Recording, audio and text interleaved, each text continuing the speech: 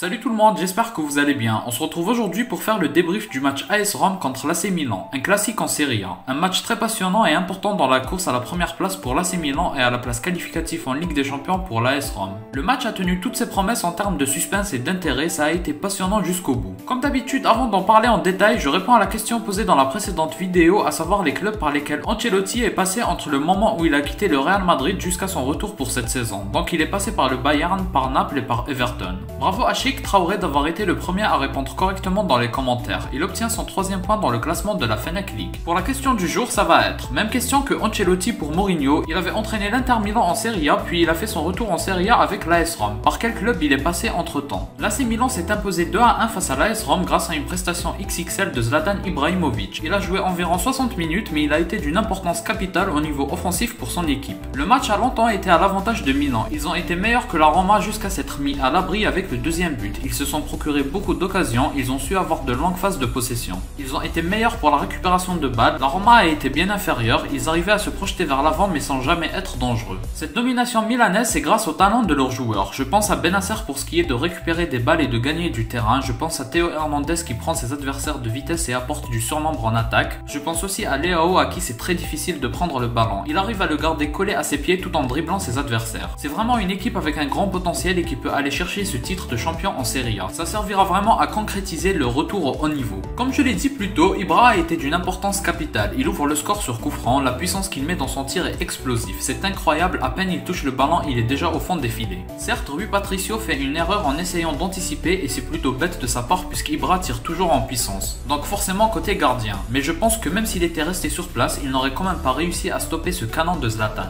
Je me demande quelle vitesse le ballon a atteint. Ce premier but perturbe encore plus la Roma qui commet beaucoup plus de fautes, qui perd beaucoup plus de ballons et se précipite dans ses choix. Quelques minutes plus tard, le Milan inscrit un autre but avec Leao mais il y a hors-jeu de quelques centimètres. Pourtant le but était vraiment magnifique, j'aurais aimé qu'il soit validé rien que pour ça. Zlatan fait une remise avec la poitrine et Leao fait un lob dans sa course sur Patricio et il finit tranquillement avec sa tête. Ce but a merveilleusement bien été réalisé et c'est dommage qu'il doit être annulé pour quelques centimètres. Au retour des vestiaires, on aurait pensé que la Roma montrerait un autre visage mais pas du tout, c'est l'inverse qu'on voit. Milan met une énorme pression et joue dans la moitié de terrain adverse. Ils réussissent à mettre un deuxième but mais encore une fois refusé. Ça se joue à quelques centimètres cette fois-ci encore. Et c'est aussi un beau but. Zlatan fait un bon appel en profondeur et s'emmène le ballon avec un contrôle orienté et il termine avec une belle finition dans le petit filet opposé. Même si le but est encore une fois refusé, ça ne suffit pas à décourager les Milanais qui jouent à l'extérieur. Ils continuent de pousser et Ibra obtient un penalty. Il n'y a pas de débat pour moi, il y a contact et le défenseur fait clairement faute. Pourtant c'est bête parce que Zlatan aurait eu du mal à finir cette action. Kessié transforme le penalty tranquillement et donne encore plus de confiance à son équipe. Ibra sort après ce but et cède sa place à Giroud et symboliquement Milan n'y arrive plus et la Roma se réveille. Théo Hernandez est exclu quelques temps après pour une faute stupide, ça lui fera rater le prochain match face à l'Inter et c'est vraiment une énorme perte. Milan subit pour tout le reste du match, la Roma a beaucoup de mal à se trouver dans la surface adverse. La preuve, il multiplie les tirs à l'extérieur de la surface sans jamais chercher à combiner. À la fin, ils arrivent quand même à mettre un but grâce à El Shaarawy, mais c'est trop tard pour revenir au score. Je dirais que Milan a été meilleur, malgré que la Roma a eu environ 30 minutes à 11 contre 10, ce qui les a aidés à maintenir les Milanais dans leur moitié de terrain, mais on a vu à 11 contre 11 qu'il n'y avait pas photo en termes de niveau et de tactique entre les deux équipes. Milan a été au-dessus, évidemment le talent des joueurs dont disposent les deux équipes y sont pour quelque chose. Même si la Roma a quand même un bon nombre de très bons joueurs, à côté chez Milan ils sont meilleurs je trouve. Zlatan comme Ronaldo continue de prouver que l'âge n'est qu'un nombre, qu'il n'a pas d'importance quand il s'agit d'eux. Ils sont d'une détermination exceptionnelle et ça fait plaisir de les voir continuer d'être décisifs au haut niveau. Avec cette victoire, Milan reste à la première place avec Naples. C'est important de ne pas perdre des points, surtout face aux grandes équipes. J'espère pour l'AC Milan qu'ils vont tenir cette année et aller jusqu'au bout pour confirmer le retour d'un des plus grands d'Europe. Si vous avez aimé, laissez un like et abonnez-vous pour me soutenir. Moi je vous dis à la prochaine, portez-vous bien.